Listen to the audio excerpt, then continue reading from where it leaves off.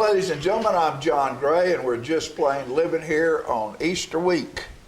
I know. Hi, John. I'm Peggy Burton. Do Hi, you remember? Peggy. Have you forgotten me? You. I remember you. Have you had a good week? Yeah, so far.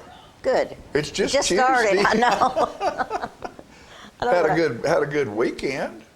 I like all the bunnies and the eggs, and big Easter hunt went on this weekend, I believe. Lots of things happening. Was that at South Jackson this weekend? Or is that this coming weekend? It's probably this coming weekend. I'm not up on They've got more eggs. There's so many, 10,000 eggs, I know that. 10,000 eggs, plus games, plus food, plus whatever you want. I worry that the 10,000 eggs, I hope they're like this and not. They are. And not chocolate.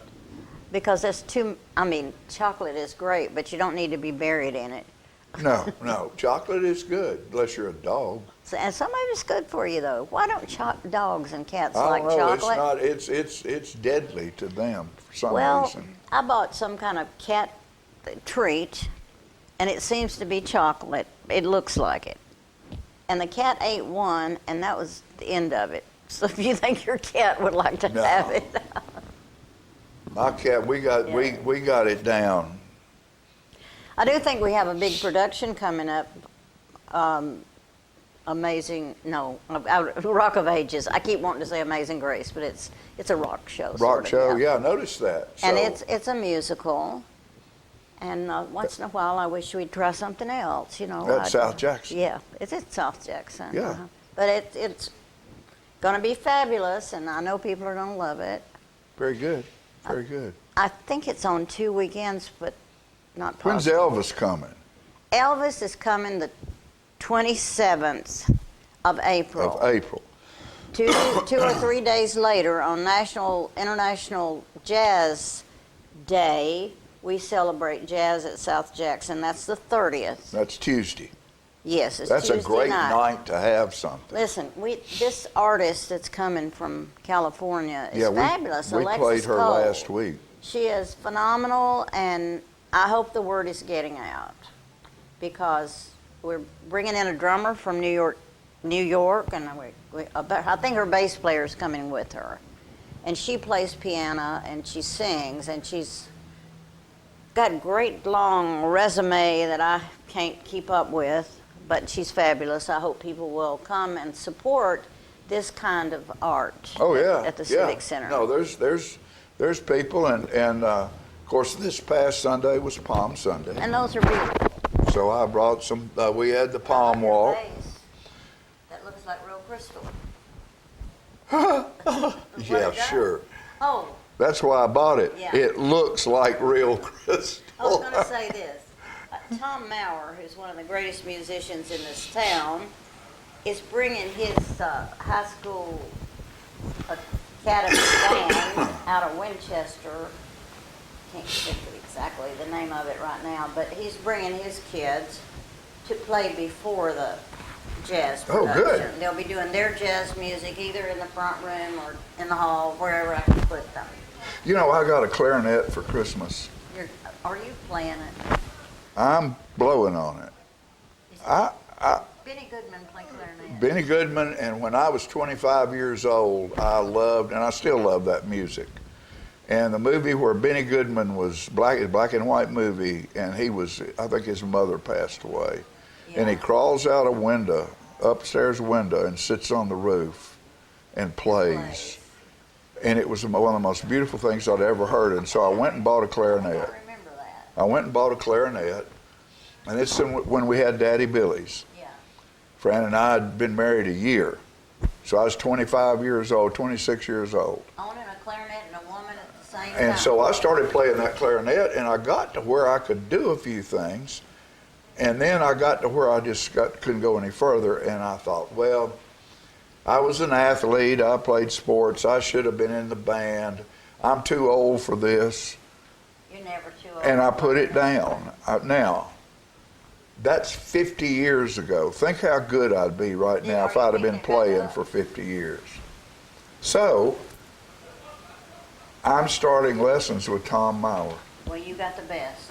So it'll be later on because he's Not covered only up. is he an expert at teaching, he's an expert at playing, but he's genuinely a wonderful man. Oh, he's a great guy, great guy. Now, My mic is not on here. No, it's on. Just pick it up. Oh, whoops. it fell off of It fell it's off on- of it's my- on- I'll talk to- Here. There you go. No, just hold it. This is Okay. this show is I'll just hold it okay. because whatever. I can't diddle with it right now. Is this okay, Julia? This is March Madness week or a month. College basketball. I can believe that. Go ahead. Basketball is everywhere, and I think after today, the men's Sweet 16's already put together. I think after yesterday's games, then the women's will be put Will be together. put together. Tennessee boys are still playing. Tennessee girls lost yesterday.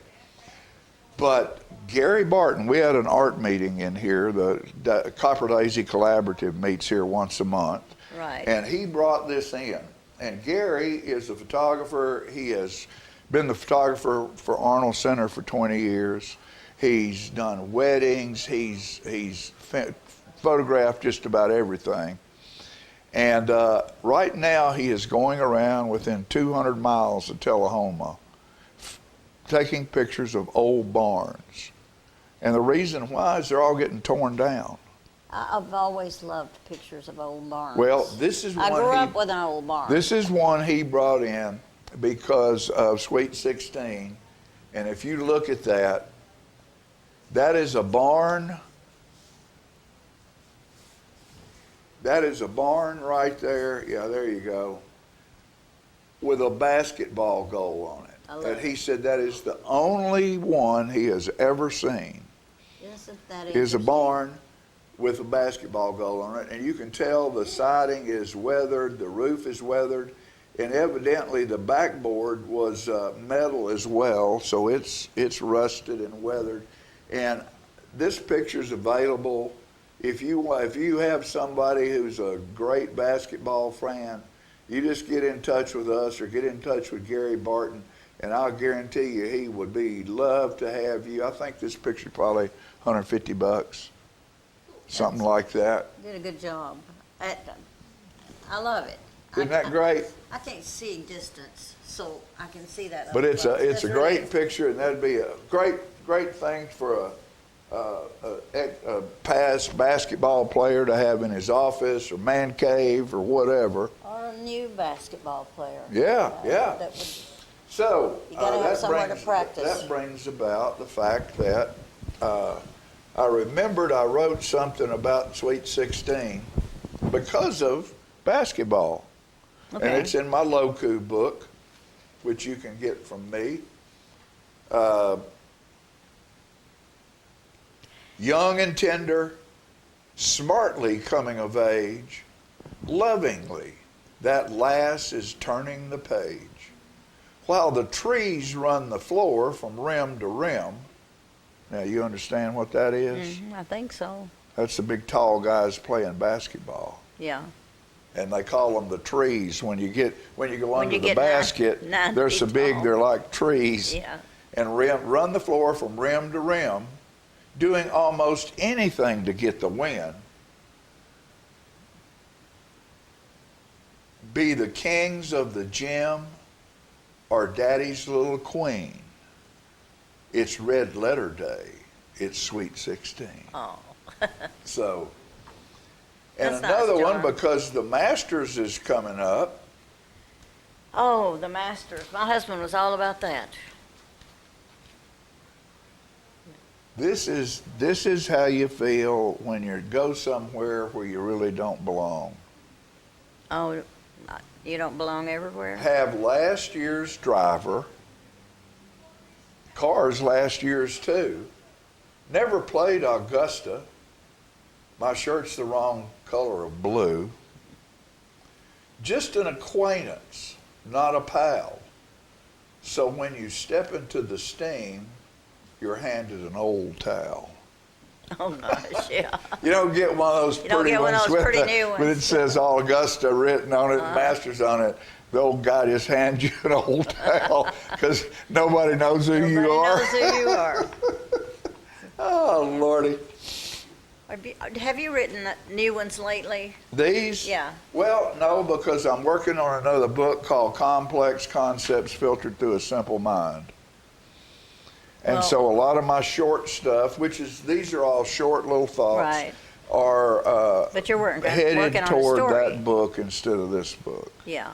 So, but what I want to do right now is continue on with my Easter story, the Easter Omnibus.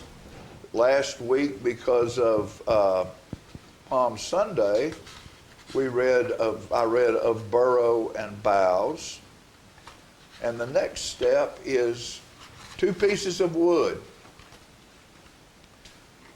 There was a man, a mystical man, who traveled an ancient land.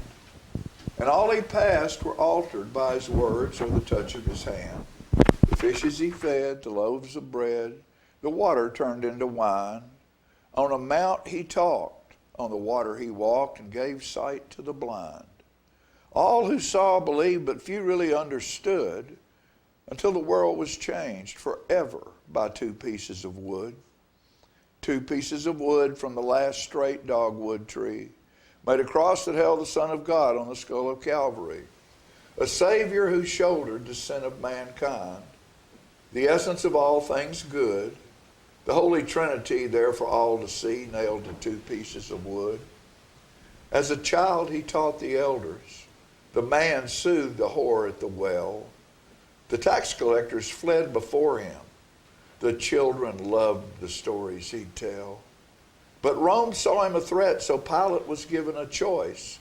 Put this prophet in his place, or see all you hold dear destroyed. So he was tortured and put on a cross, with a thief on each side. And when the crowd chose Barabbas, the Christ was crucified on 2 pieces of wood. From the last straight dogwood tree, the cross that held the Son of God on the skull of Calvary.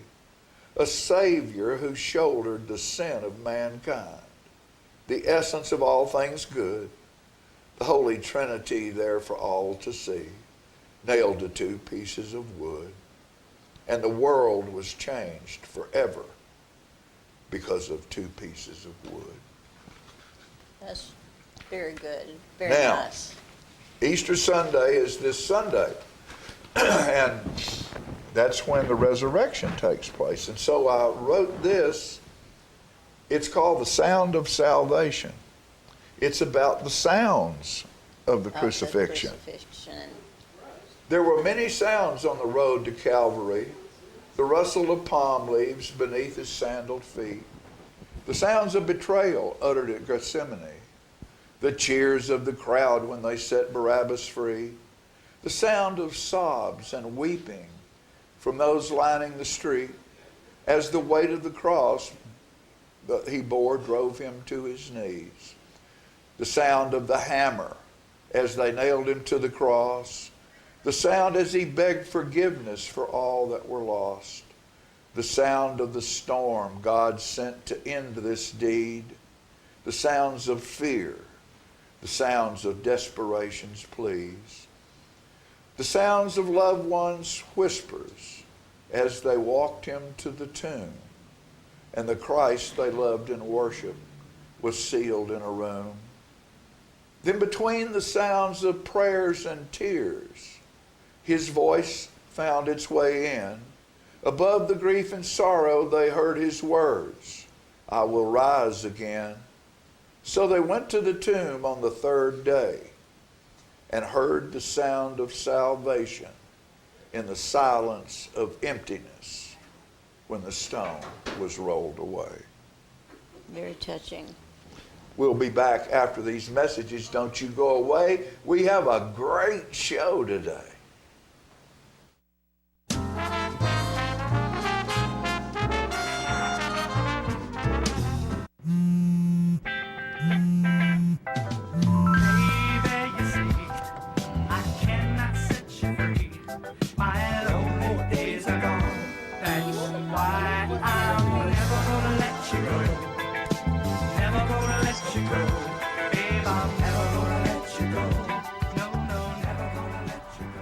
you go.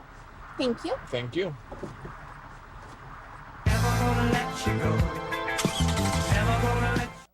For many senior citizens, life looks like this, but it doesn't have to.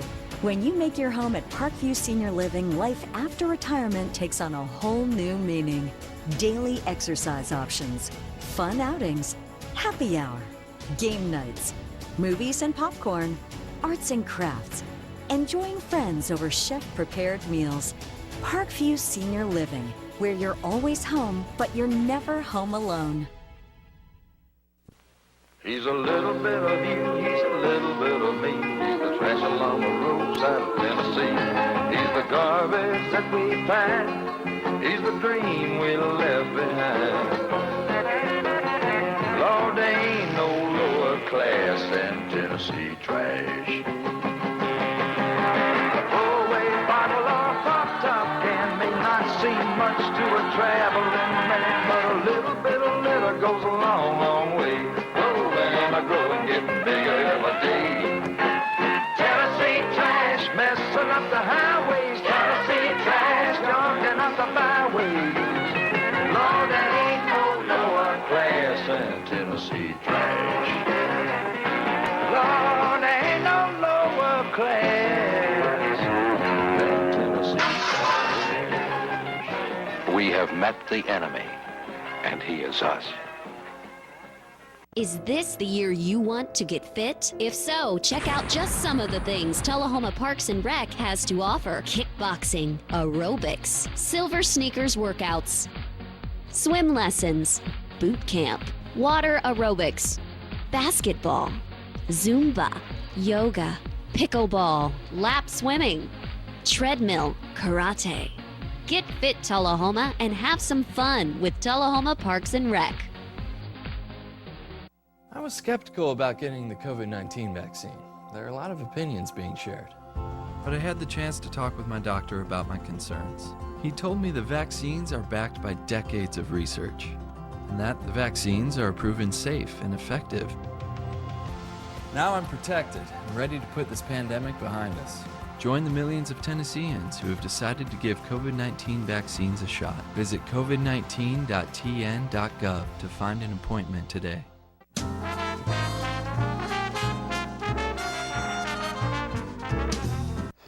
I'm excited today to have this gentleman on the air with us because he has a wealth of information to share with our community about things going on at Arnold Center. And I want to welcome Mike Dent. He is the branch manager for technical management at Arnold Engineering Development Complex. Yes. That's a mouthful, Mike. That is a mouthful. So. Came here from Ohio. In 2008. 2008. Yeah. Lived in Winchester for a while, then moved to Tullahoma. Your daughter Yes, she's is a graduate from Tullahoma. Yes, 2018 graduate. And you made a big fact a minute ago. How many in that class became engineers? So in her class, 16 of those students graduated from college with an engineering degree. How many of them came back to Tullahoma to go to work?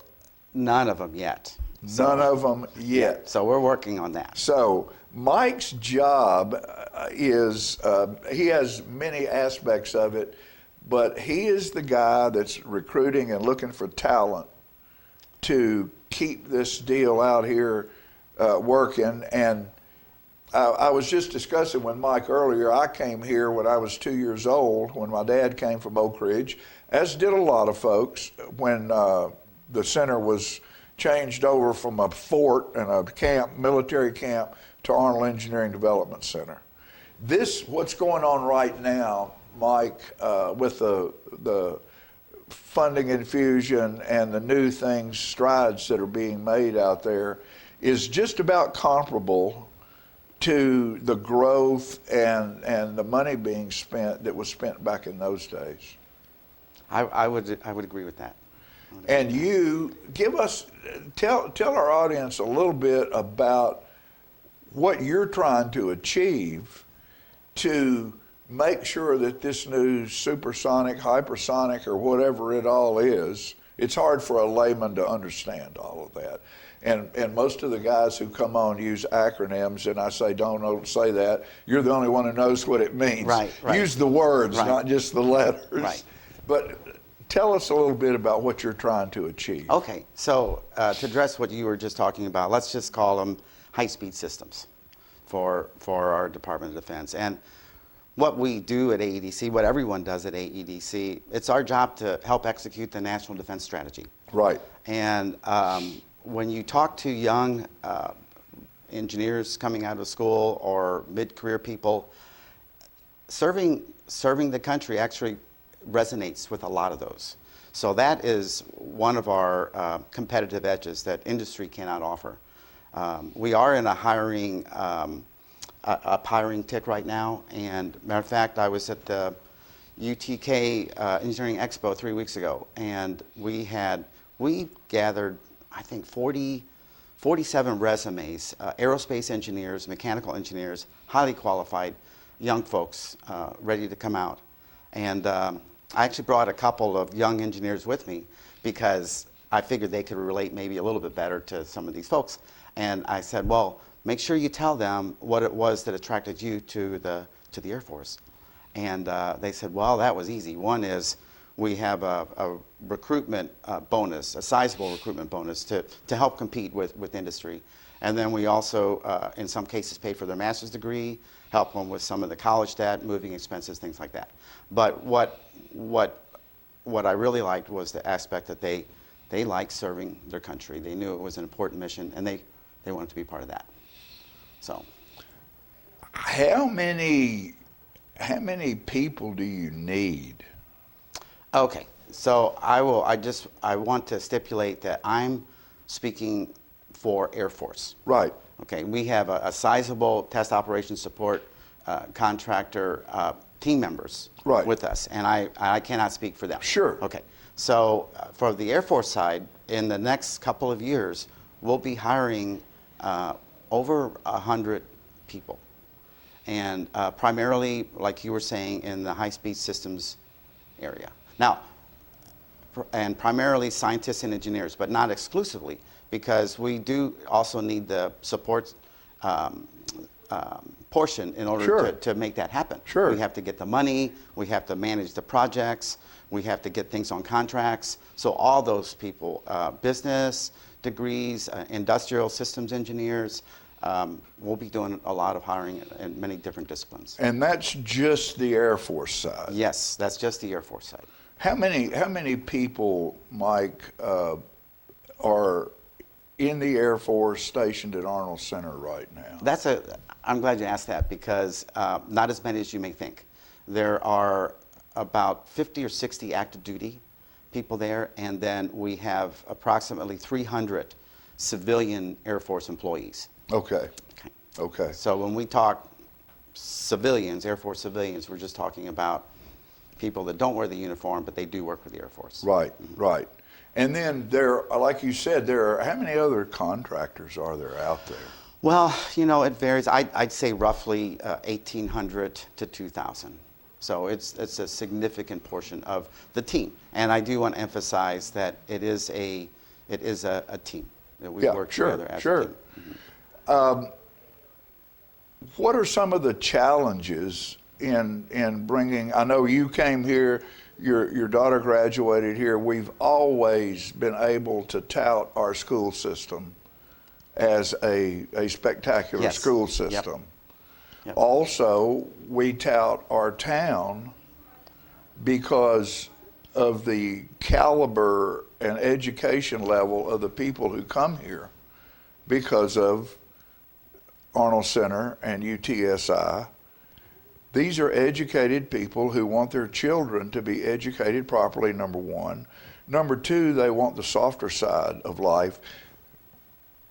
South Jackson Performing Arts Center, the Tullahoma Arts Center, the Science Center in Tullahoma. You don't go into many small towns like Tullahoma and find those creative, soft side things developed to the level as they are here. And most of that is because of the people who worked at the base demand their children have that, and themselves. Right. And they have volunteered and helped fund a lot of this stuff. So it's a very unique place to come, and we need to make sure that we keep it that way. I feel that we have a housing problem. What about you? Oh, I was going to bring that up if you didn't, but we definitely do. That's definitely one of the challenges that we have. Because most of our young engineers, most live in Murfreesboro, and because there's just not affordable housing for the young professionals. So that's a bit of a challenge. Another challenge is that, as I was saying earlier, a lot of the skills required at AEDC are unique skills. So when we go to a lot of effort to hire the right people, but then we want to take care of them, also help them develop their careers. It helps them in terms of their job satisfaction. It helps us in terms of getting the right person to do the job. And if we lose a person like that, it's a big hit. All right. So Sure. we do work very hard to try and keep those people. And like we were saying earlier, if we could hire local talent, that's just another anchor that keeps those people here. Right, So right. I would say that. But then the uniqueness of the job is I'm old enough to retire. It's just that I don't want to. I love the work that we do out there. And just real quick, we had an intern 2 years ago, and she was aerospace engineer. And she said, I didn't think I'd like working for the government, but I worked here, I love it. She said, and the people here, she says, I come from Alabama, and people are nice there, but people are even nicer here. So Yeah, it's just yeah. a great place to work. It's a good town, and I heard somebody say the other day that another thing that we don't have enough of is child care. Mm-hmm. So this goes deep into a whole lot of things that is needed to bring, counting the Air Force and all the other contractors, probably maybe a couple thousand people or 1,000 people into town. I'd say that's a realistic estimate, especially when in a few years, not right. Right. Y'all are not going to show up tomorrow. But when you include the family members and all Sure. that as well, I'd say you're not that far off. Mm-hmm. So we need to figure out what we need to do. Our city leaders, it's a train coming, and you need to build a track for it, and you need to be able to have enough bathrooms for everybody that steps off, Yep. and places to live. And if they don't live here, if they live somewhere else, then we don't get those tax dollars for them buying a house Right. here. I told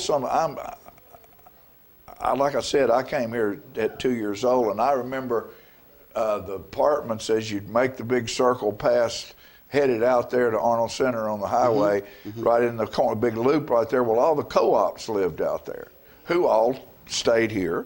Right. Turned into engineers, now live in houses all over town. If we're doing the same thing again. I'll tell these co-ops, some of them who don't want to see any houses built because they're afraid we can't afford the infrastructure and stuff. You came and lived in those apartments. If you came now, you'd have to live in Murfreesboro and travel back and forth every day. Yeah.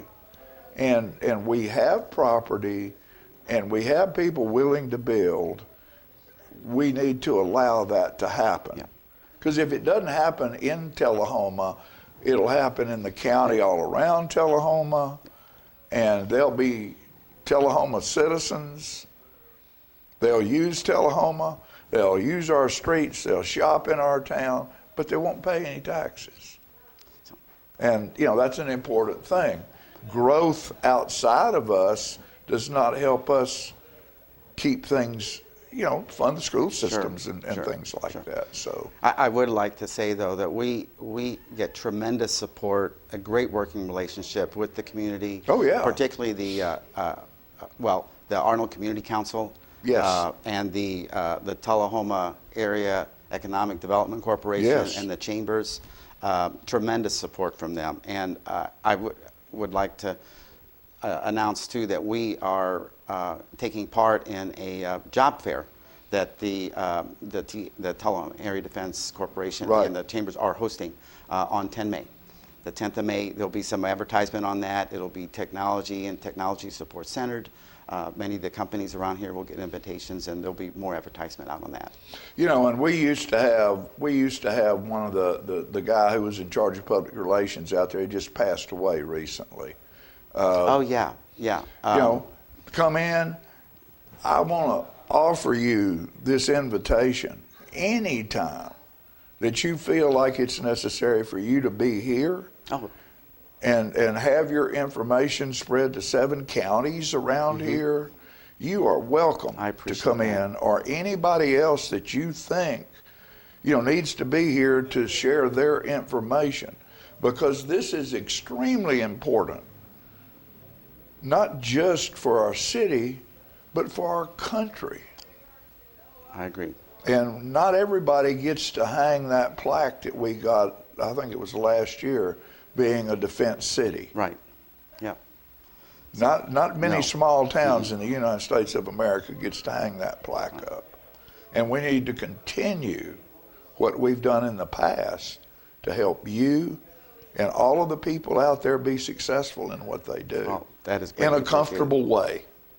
So. You shouldn't have to struggle to get to your job in the morning. I remember, they used to carpool. I don't know whether people probably don't carpool. Well, out they there actually now. started a carpool program just last year, Colonel Gordon, based on input from the work community. He Yeah, started a because carpool. there'd be cars lined up from the red light down here on 55 all the way out to the gate, But Mike, thank you for what you're doing, and we appreciate the fact that you've chosen Tullahoma and have found it a comfortable place to be.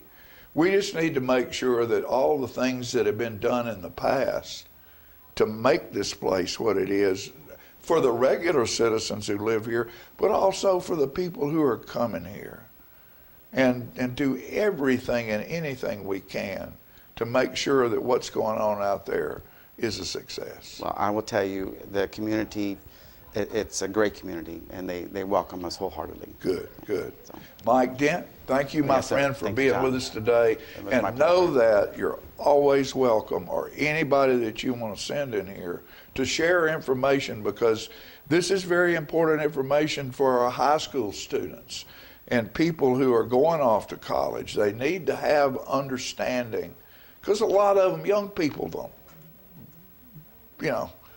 They're being young people. They're supposed to be. Yes. But we need to plant that seed. And we need to realize that they don't want to come back here real quick. They still want to be in a city or somewhere where there's ball games and Sweet 16s and all those things going on. But when they decide to grow up a little bit, the Hobbits, Tolkien is a great writer, and I love his stuff. They didn't come of age until 33. I think it's probably 40 before I did. So that's when these kids start wanting to come back. And we want to make sure on your end and on our end, we have our arms open waiting on them. I agree. Thank you, my friend. Yes, sir. Thank you. We'll be back after these messages.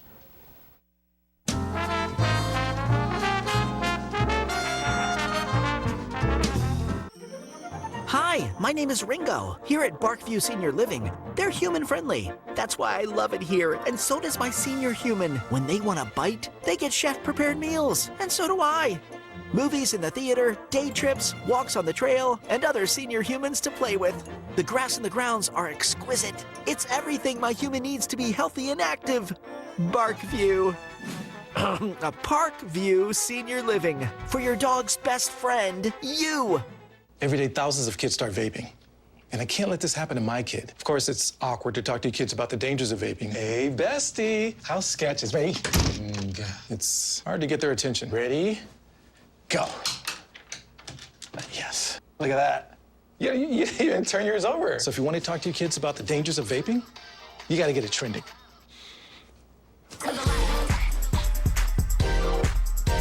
No, you're doing it wrong.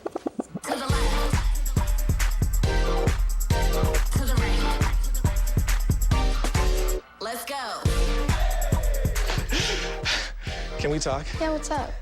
Visit talkaboutvaping.org for tips on when and how to have the vape talk. We teach Parkinson's patients how to move big and not let the Parkinson's slow them down. I've had patients I've treated in-house that could not even stand up, could not roll over in the bed, left the facility walking with a walker, have come back to us in outpatient and continued their big program and are now completely, handling life. The success of the program is just phenomenal. Let us champion your recovery. Life Care Center of Tullahoma. Hi, I'm Smokey Bear, and I made an assistant to help you prevent wildfires. Dude, I've got this. I've been camping since I was 5 years old. But I am a camping influencer. You know what? I'll bet you $5. Okay. Assistant Smokey, what is the best way to put out a campfire? To put out a campfire, drown with water, stir, drown again. Then make sure the fire is out cold by feeling with the back of your hand. Wait, really? I'll take the $5. Hi, I'm Terry Stroop with Stroop's Accurate Refrigeration, your #1 hometown HVAC company. We offer dependable and reliable service on all your HVAC equipment. We also offer high-efficiency trained cooling units. Call us for your cooling needs. Your comfort is what we do. It's summer, call Stroop.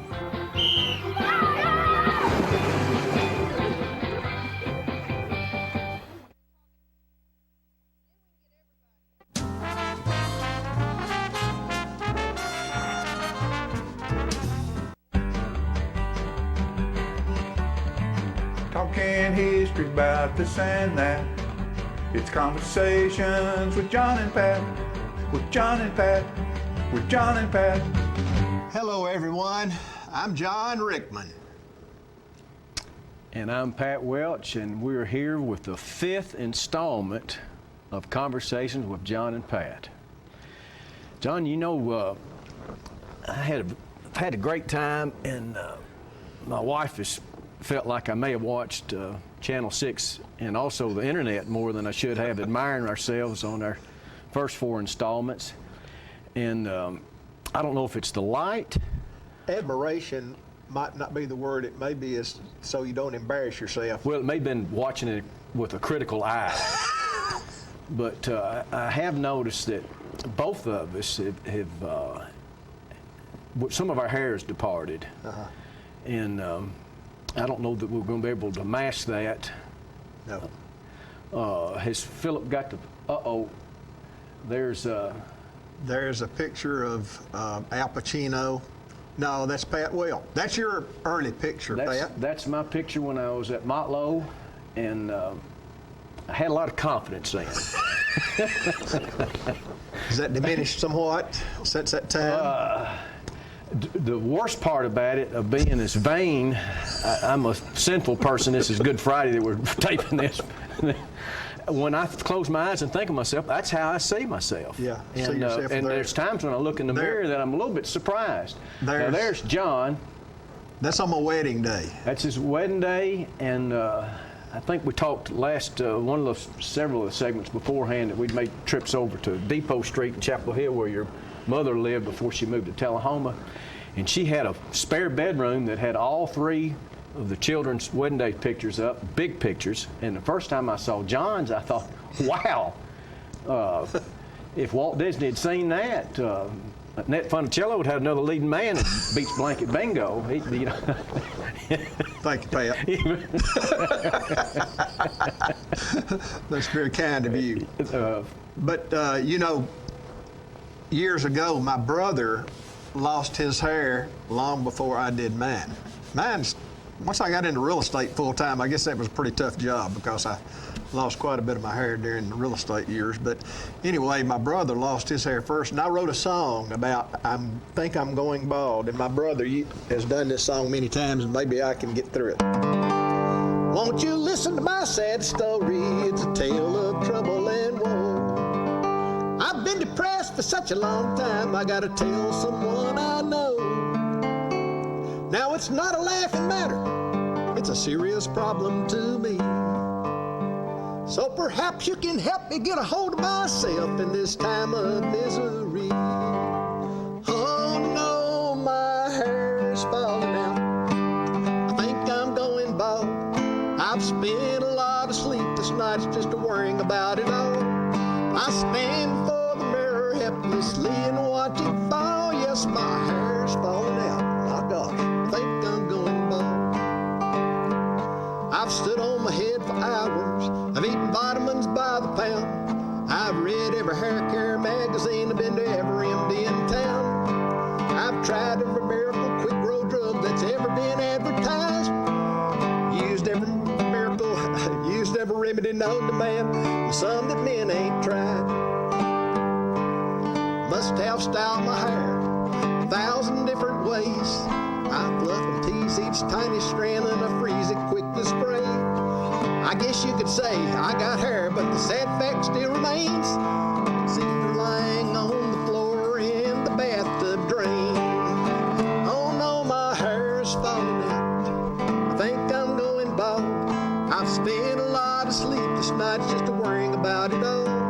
I stand before the mirror helplessly and watch it fall. Yes, my hair is falling out. My God, I think I'm going bald. I massage my scalp with goose grease, rare herbs, and alcohol. Oh, this is tough. That's a hard song. Well, Pat, let's just end it right there. It's a hard topic. Well, I had to do a lot of research in that song, and I hate to end it that way, but that's just the way it goes sometimes. All the words just don't come, and I don't have the words standing out before me. Well, but you get the gist of the song, don't you? You get plenty of gist on it. And while you were singing that, it reminded me of our good friend Jackie Rabbis. You know, he thought while he was recruiting for baseball team at Montlow State, he had to have hair, and he didn't have any. And he had a tremendous wraparound that he coiffured every morning. And in fact, his wife told me that they had mirrors on all the walls in the bathroom. And if you can imagine all that, and the stories that could lead into that. But he spent something like a half hour every morning getting all that spiraled and then sprayed where it would stay. You mean Jackie did that? And Jackie did that. And we're laughing at Jackie when he'd get excited. He had kind of a high-pitched voice. And they moved from Sharondale to off of Kings Lane.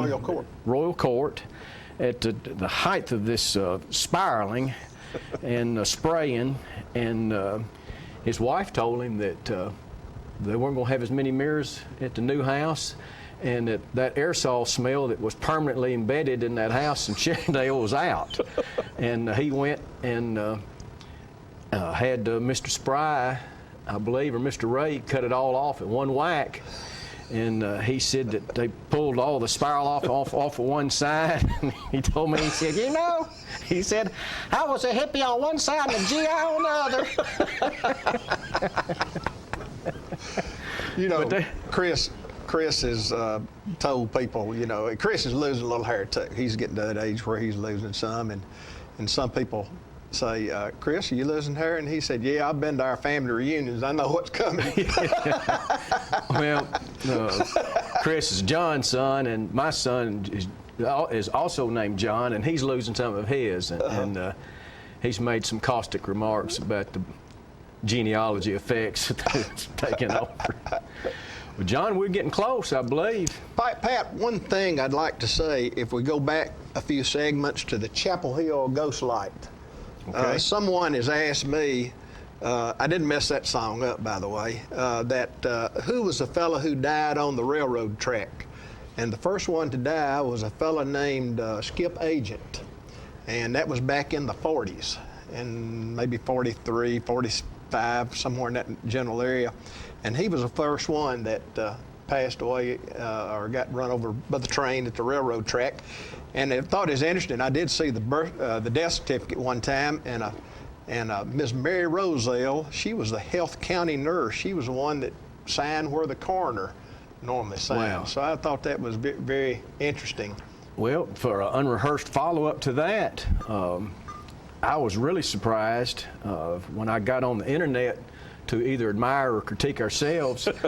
We got on the Ghostlight, there was a lot of information there, and there was one theory at least put out that somebody had killed the gentleman first and then laid him on the tracks, hoping that the train would dismember him so bad that they would have a hard time finding the cause of the death. You know, forensics weren't. They didn't have CSI back then. No, they didn't have CSI back then. Yeah. Okay.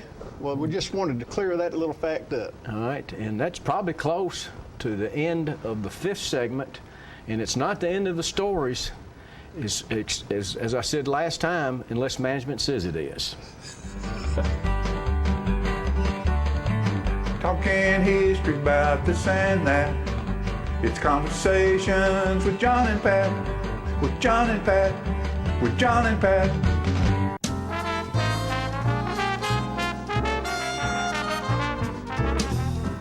Okay, so what would you bring to my company? What do you need?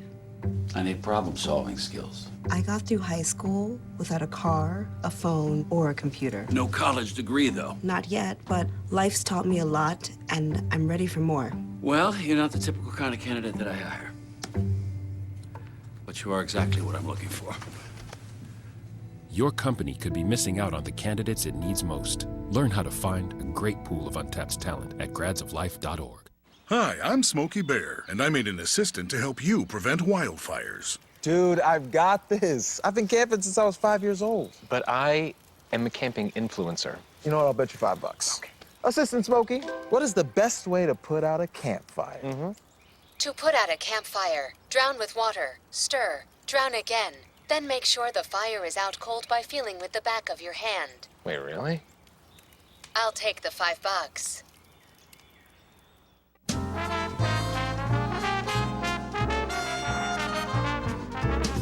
Or gets it. Good morning, everybody. Hi, I'm Fran Gray, and I am very happy to be here for Just Plain Living. As you all know, I work for Alzheimer's Tennessee, and Alzheimer's Tennessee is getting ready for our Purple Olympics coming up on May 4th. And my friend Will Prater came to me recently and said, we'd like to do. And then when it came time for her to make her report, she didn't make her report. She talked about her lawsuit. So guess what? It's coming up, and we're here to talk about it today. This is Will Prater, who is the head knocker of Crash Course Theater, and here's a performer and actor, Jacqueline Parks, and another veteran performer, friend of mine, Rex Brown. And they are three-quarters of the cast of Proof. So Proof is going to play April 4th in Manchester at the church at 117, and we're thankful to Steve West for allowing the play to be performed there. And so I would love for you all to talk about Proof. What is the basic story of Proof? So Proof was made into a movie in the early 2000s, but long before that, it was an incredible play. It's about the lead character's Catherine, played by Jack, and she is going through a rough time. Her father has either Alzheimer's or some other type of dementia, and she is very concerned that it may have been passed along to her. And while she's dealing with that, she's also dealing with the fact that one of her father's students is going through all of his notebooks and trying to find evidence of coherency. And he manages to find a particular notebook and questions whether or not it was written by Catherine or by Robert, played by Rex Brown here. It is a fast-paced it's a fast-paced script that really, it has a lot of humor, but it has a lot of heartfelt moments to it. And it was just something that immediately after I read it, it was one of those where you just kind of read it and you're instantly pulled into the story of it and get very, very attached to the characters. And I'm very lucky that I get to work with these two incredible people as well as Corey-Lynn Flemings, who is playing the older sister, Claire, who comes into town and creates her own chaos with regards to these two. So, yeah. What do you?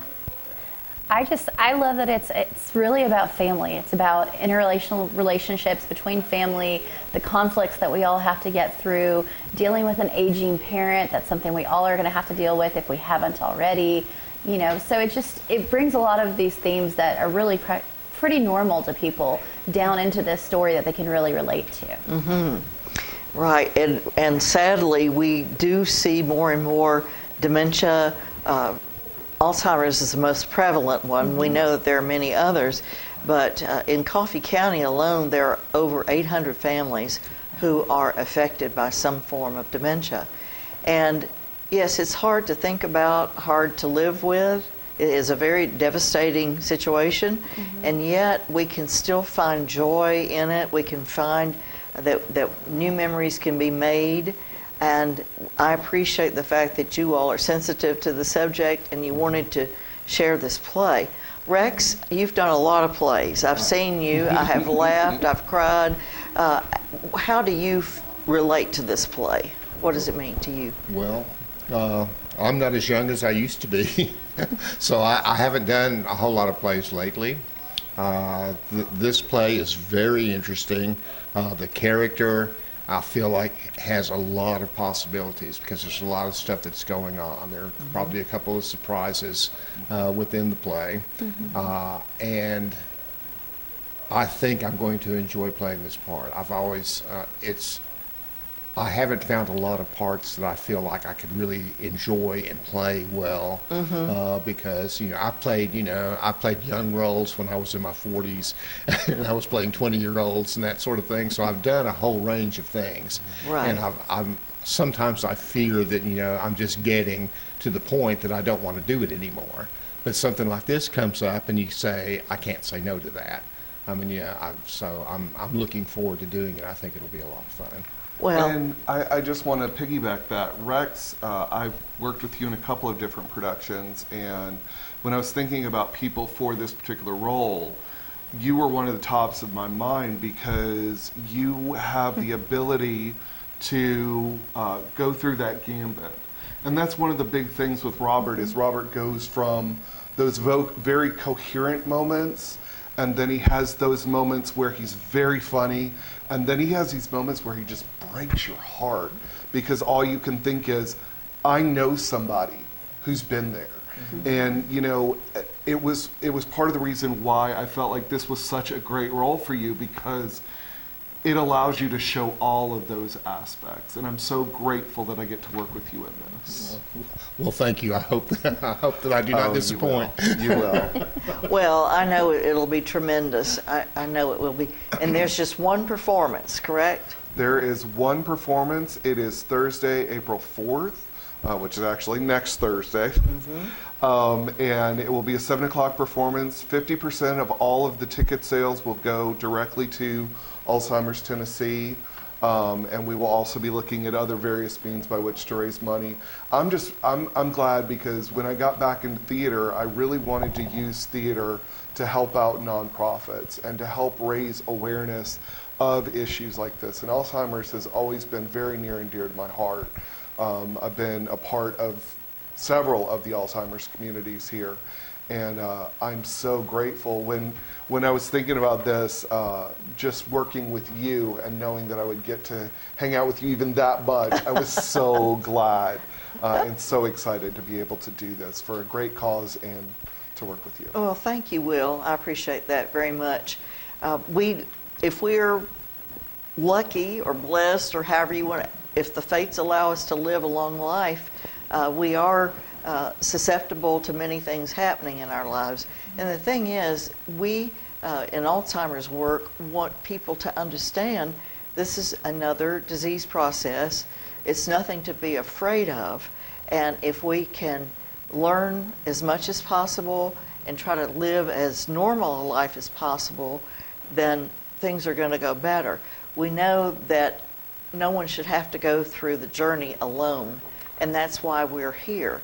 And when people step up and say, we want to help raise awareness, it's a good day, because a lot of people will not accept the fact, or they don't want to, and Lord knows we don't want to have to deal with illness, whatever kind it is.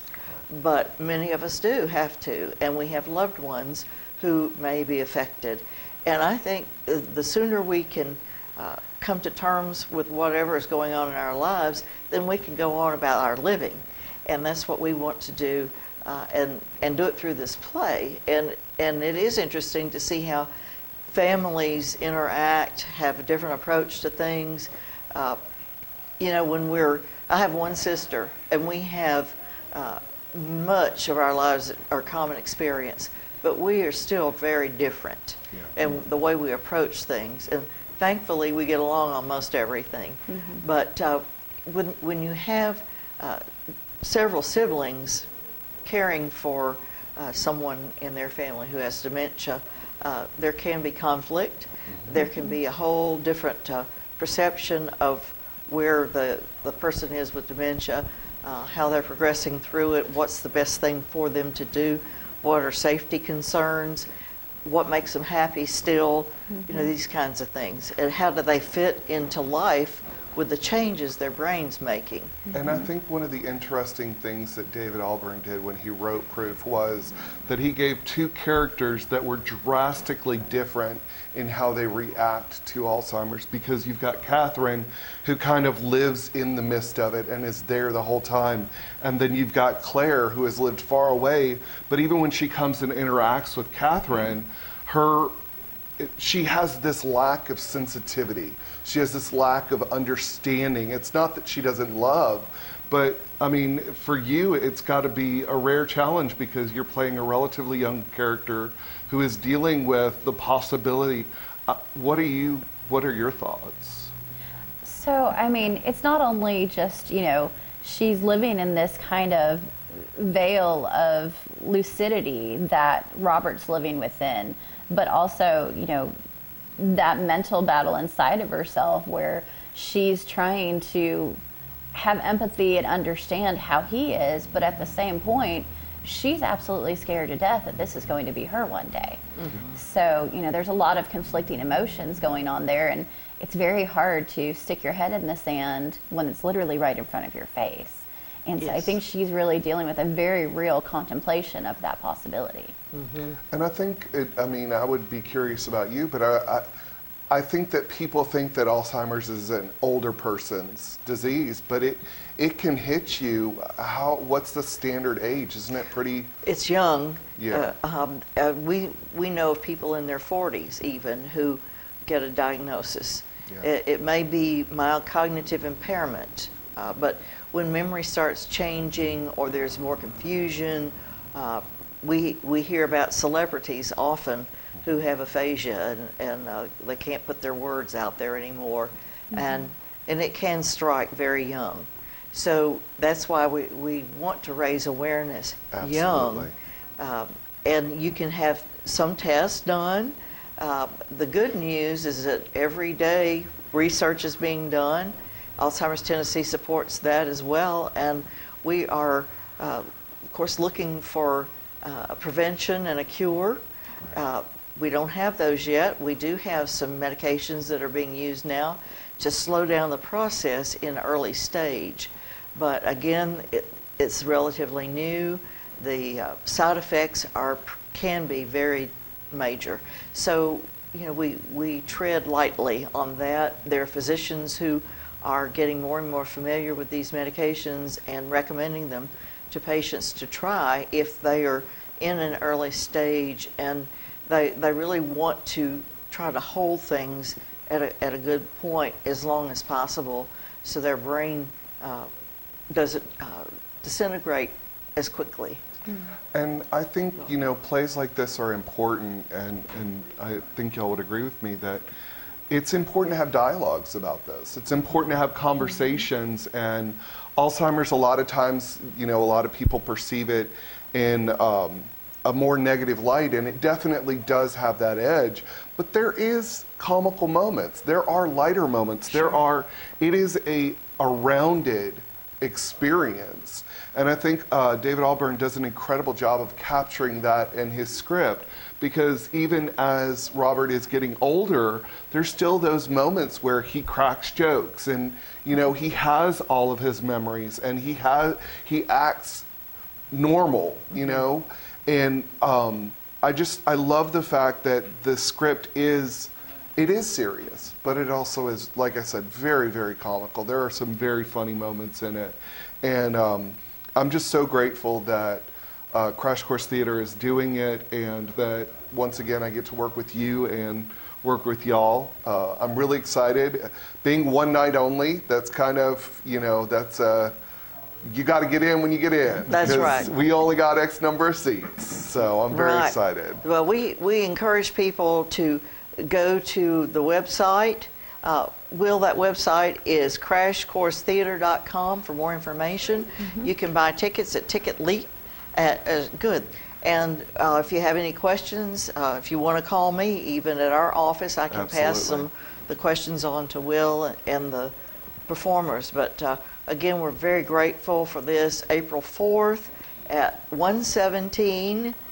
Church at 117. The church at 117, Yes, which is at 117 East 4th Street. Yes. The old Church of Christ. I went to church there as a little girl with my great-grandmother. Awesome. So it's nice to be, it's a lovely facility, and I know that this will be a very impactful performance for us. And thank you all so much for giving your time and talent and benefiting Alzheimer's Tennessee. So we deeply appreciate this. Absolutely. Thank you. Thanks for being here today. Thank you for having us. We'll be back in just a few moments.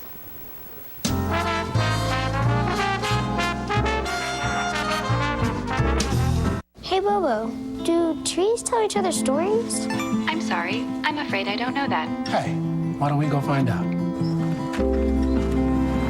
Listen. Do clouds take naps? I couldn't tell you. Dad, do stars visit their friends? Look!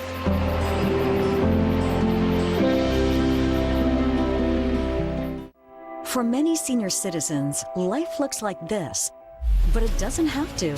When you make your home at Parkview Senior Living, life after retirement takes on a whole new meaning. Daily exercise options, fun outings, happy hour, game nights, movies and popcorn, arts and crafts, enjoying friends over chef-prepared meals. Parkview Senior Living, where you're always home, but you're never home alone. Hi, I'm Terry Stroop with Stroop's Accurate Refrigeration, your #1 hometown HVAC company. We offer dependable and reliable service on all your HVAC equipment. We also offer high-efficiency trained cooling units. Call us for your cooling needs. Your comfort is what we do. It's summer craft group.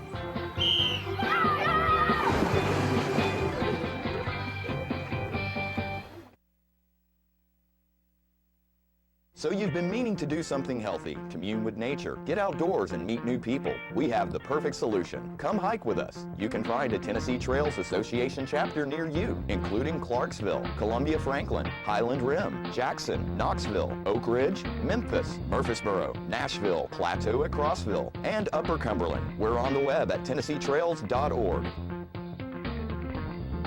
It's fun, it's stress-free, and it's good for you. See you on the trails. There is a road laid out for me. First night here, but Amy seems cool. Leading down to the river. I am blind, but I need not see. What do you think? I know this road is there for me. If I'm really free,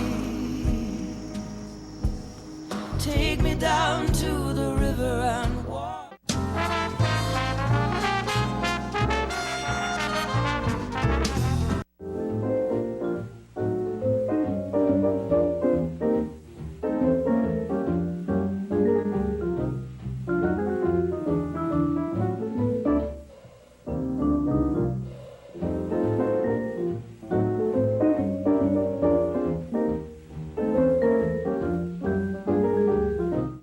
good morning, all you wonderful folks in TV land. Thank you, camera lady and camera gentlemen, for putting a good, clear, contrasted, colorful picture on the screen. And this wonderful Thursday in springtime, and the flowers are blooming, and the sky's getting ready to pop out with sunshine, and the little spring animals are hopping all over the place. And one of the things that we'd like to share with you today is about our barber shops in Tullahoma. Let me quickly think about current barber shops. You know, the barber shop's got a long history here in Tullahoma, and one of the barber shops is out on Highway 55, Spry's Hair Cutting, they call it. And right around the corner from them is Mr. Husky has a shop, and there used to be one on West Lincoln Street and one on Carroll Street, a men's barber shop. And even though the ladies take their little boys to the barber shop, I suppose the men's barber shop, and they have that little board they put on the armrest that little fellas sit on while the barber is cutting their hair. It's very comfortable and useful. And I remember one time when I was a little boy, I was going to go with my family to visit my grandmother in Texas, and my mother told me, said, you need to get a haircut before we go visit your grandmama. And at that time, most of the little boys were getting a flat top or getting their head shaved. And I got my head shaved, and I got home, my mama gave me a spanking, and she cried for 2 days because I think she thought my hair wouldn't grow back, but it did. But it was fun, and way back in the earliest recollections of barbershops were the one on the 100 block of North Atlantic Street. It was Roten's barbershop. Mr. Roten lived on Polk Street, but he had a barbershop there with 4 chairs, and they lined the back of across the back of the shop that later became Sterling's Dime Store, and now is an attorney's office next to the veranda there. But Roten's barbershop was a real popular place, and they had a sink right in the middle of the floor so that those folks that got their shampoo would go to the sink to get it rinsed. They didn't have the sink behind each barber chair like they do now. And another thing about Mr. Roten's barbershop was that over in the front corner next to the window, had a double-seated shoe shine stand there that on Saturday afternoons and Sunday mornings, those that wanted a custom shoe shine would go up there on Sunday morning, and they were open from about 7 o'clock till 11, so folks could get their shoes shined. And a shoe shine, a real good shoe shine at that time, was a dime. And haircuts were a quarter, and I think a shave was 15 or 20 cents. And I don't know whether barbers shave anybody anymore or not, but they did then, and they were busy. And I was thinking of some of the barbers that were there, Mr. Tucker and Mr. Finney, and 1 or 2 others. And then there was the Tullahoma Barber Shop. It was next door to what is now the antique place there on West Lincoln Street. And those chairs went from the front door, had 4 chairs there, went from the front door straight back. And Mr. Aubrey Leach and Mr. Brian Woodson, Mr. Floyd Mullins, and Mr. Tucker were there. And I think at one time Mr. Finney was there too. And they had their double shoe shine stand in the rear of that building, and sure enough, they were there every Sunday morning from 7 to 11 and on Saturday afternoon. And again, shoe shines were a dime. And I think when Camp Forrest came here, shoe shines went up to 20 cents. But there was always a line waiting to get their shoes shined, and the soldiers especially were popular customers of the shoe shine fellas. And I know James Whitaker and George Davidson were the number 1 and number 2 shoe shiners in Tullahoma for many, many, many years. Across the street and down on the corner where Garland Honeycutt has his investment office was the Mr. Smith had his barber shop, and he was there, I think, by himself for many years. And last but not least, above what is now the where Graber's used to be, upstairs there where there were some offices there, an optometrist and the telephone office at one time was upstairs there. And Mr. Fincham had his one-seat barber chair up there, and his haircuts were a quarter and were till he retired. He never changed the price for a haircut, and he was real popular, as you can imagine, for many, many years. And they were called clip joints, and one of the mysteries to me is where they got the red, white, and blue spiral logo for barbershops. We'll have to research that, and I sure do thank you for watching. And remember, this is not the end of the story, because there's a whole lot more to come, and we'll see you next week. Thank you, and have a good day.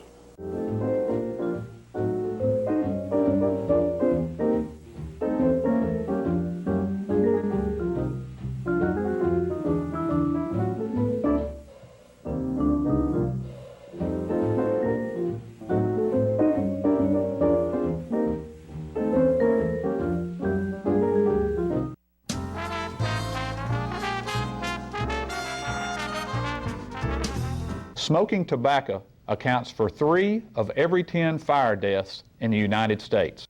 Tullahoma Fire Department, need you en route to a structure fire, 202 Main Street, heavy smoke showing. Neighbors advise child trapped inside. Lighters, matches, and associated smoking paraphernalia are the leading cause of preschooler fire deaths.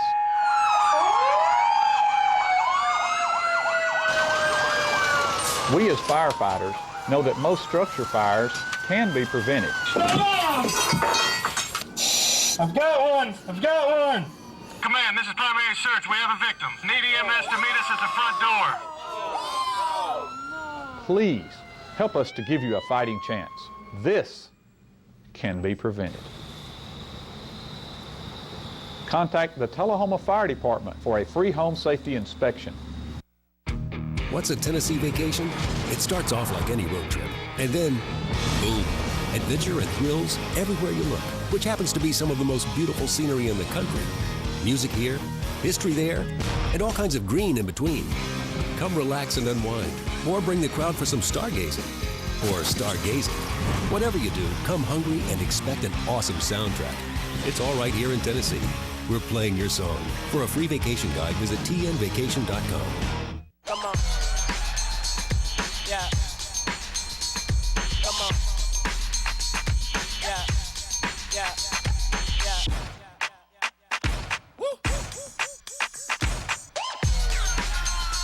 You're not going to get it all right. Just make sure you nail the big stuff, like making sure your kids are in the right seat for their age and size. Get it right at nhtsa.gov/the-right-seat.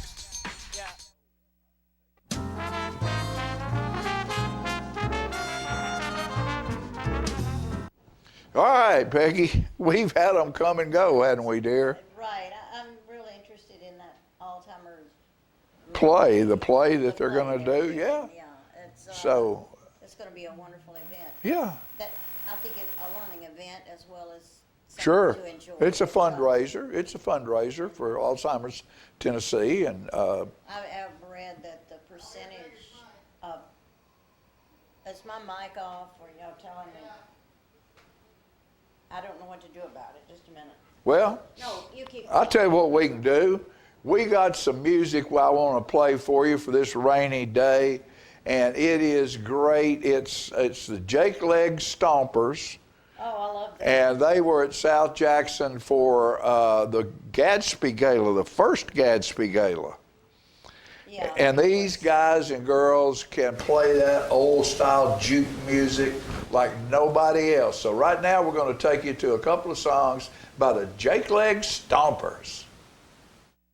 All right, we're gonna do another Fats Waller song here. Let Miss Leela May take y'all. Anybody here been good tonight? Ain't nobody here been misbehaving, right? Oh man. I think they all been good. I think everybody's been good. Y'all ain't misbehaving. Pick it up.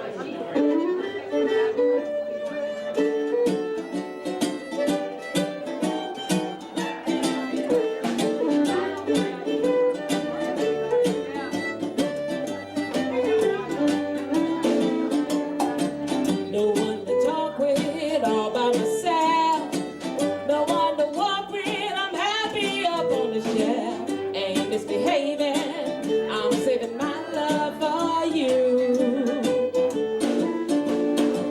Now it's for certain the one I love. I'm through with flirting. It's you that I'm dreaming of. Ain't misbehaving. I'm saving my love for you.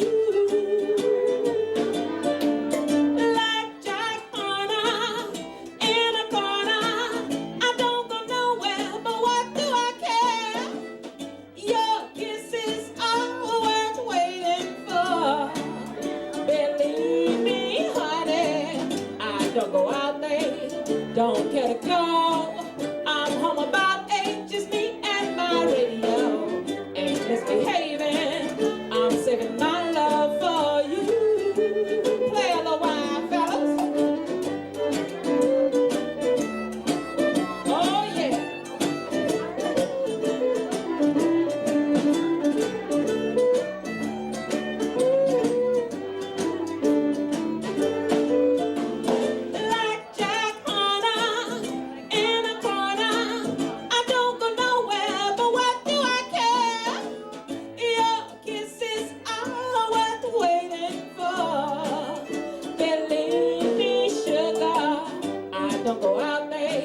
Don't care to go.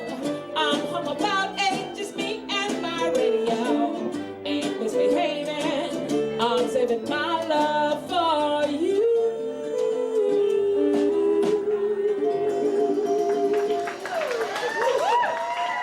It's called the Georgie Crawl.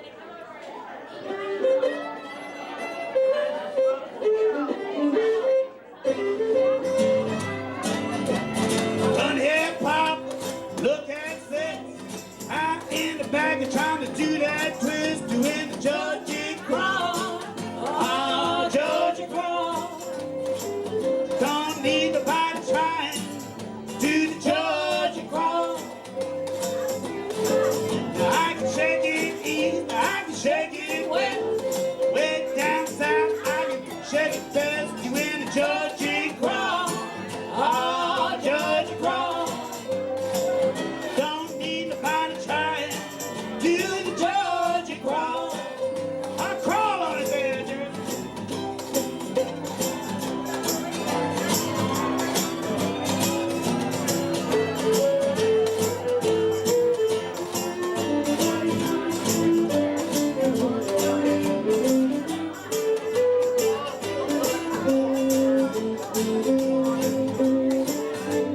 Come to this house, gal. Come here right now.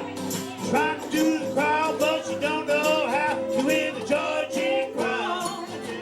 Oh, Georgie Crawl. Don't need nobody trying to do the Georgie Crawl. You know what? They arrested my baby for shaking that tail. She shook it for the cops to do the cops in jail to do the Georgie Crawl. Ah, Georgie Crawl. Don't need nobody trying to do the Georgie Crawl. I'll crawl on it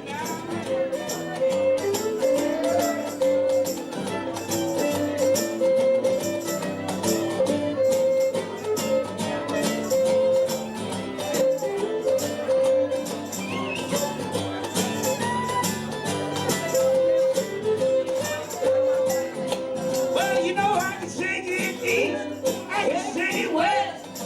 Way down south, I can shake it best, doing the Georgie Crawl. Oh, Georgie Crawl. Don't need nobody trying to do the Georgie Crawl. Now looking inside it, man, she's old and gray.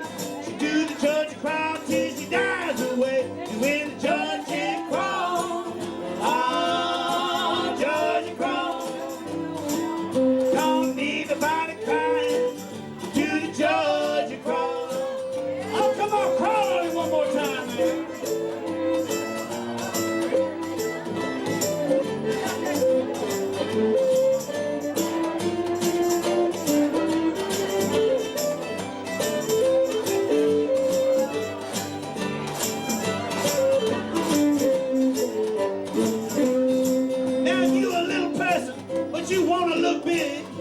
Just get yourself down to the Butternut Pig. You in the Georgia crowd. Oh, Georgia crowd. Don't need nobody trying. Do the Georgia crowd. Well, I got a friend. He's odd. He sure ain't even. He's over there filming us right now. His name is Mr. Doug Stevens. You in the Georgia crowd. Oh, Georgia crowd. Don't need nobody trying. Do the Georgia crowd. Oh, call on it one last time.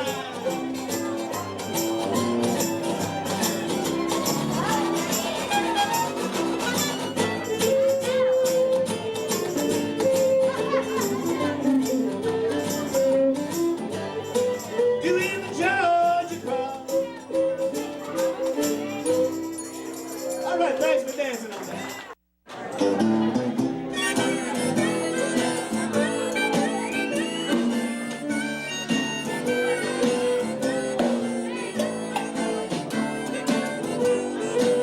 Listen up, women. Oh, women, be wise. Keep your mouth shut. Don't advertise your man. Don't you sit around, girls, gossiping, explaining what that good man really can do. 'Cause these women nowadays, they ain't no good. They laugh in your face. They steal them away from you. I said, you gotta be wise. Keep that mouth shut. Don't advertise your man. Don't be a fool. Don't advertise that man. Listen, lady. Your best girlfriend, you might think she's a highbrow. I seen her change clothes at least 3 times a day. What's she doing? So what do you think she's doing now? Why you so far away? She's loving that man in your own damn bed. Better call a doctor, mama. Try to investigate your head. You gotta be wise. Keep that mouth shut. Don't advertise that man. Don't be a fool. Don't advertise your man. Play a little while, fellas. Don't do it.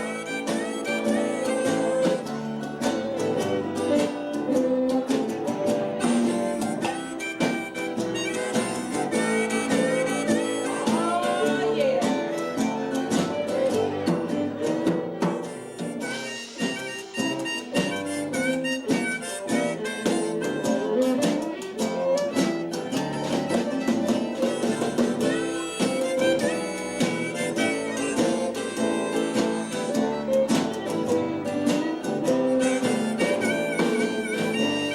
You ever had the hand bone in Jersey? Oh, women be wise. Keep your mouth shut. Don't advertise that man. Don't you sit around, girls, telling all your good secrets and explaining what that man can do. 'Cause these women nowadays, they ain't true blue. They'll laugh in your face, then take them away from you. I said, you gotta be wise.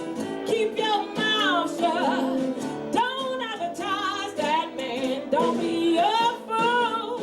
Don't advertise your man. Don't be a fool. Don't advertise your man. No. Women, don't do it.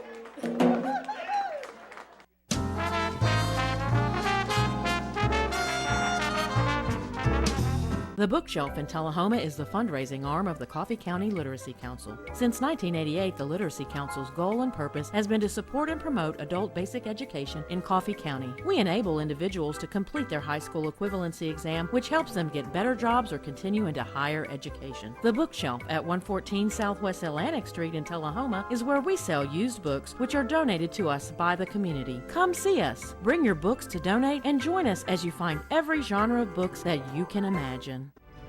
I had a knee replacement, so they've got me in life care, which I'm very, very thankful for. I couldn't garden, I couldn't do my flower beds, I can't chase my little dogs. I have been in several therapy sessions for knees and back, and that's the best therapist I believe I've ever been to. It's tremendous because I'm able to walk again, but if it wasn't for the care, I wouldn't be where I am. Let us champion your recovery. Life Care Center of Tullahoma.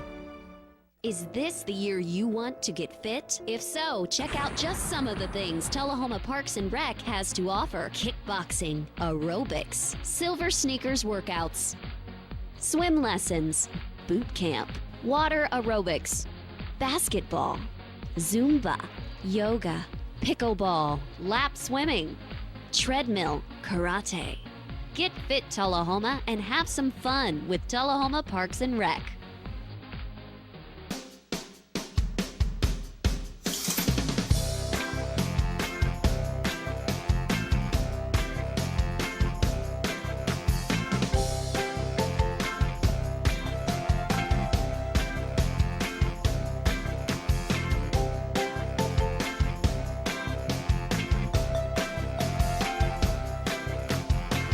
Parkview Senior Living, active, independent senior living at its finest.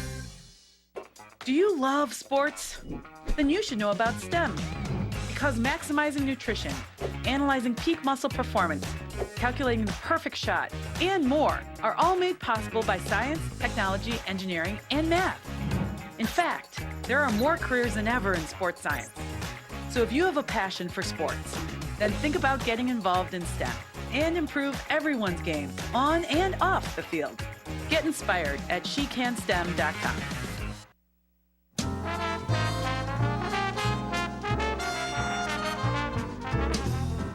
All right, folks, we love you. We got 10 seconds, and we're going to take it waving goodbye to you. Hope you have a safe and wonderful Easter weekend. Weather's going to be great. See you next time.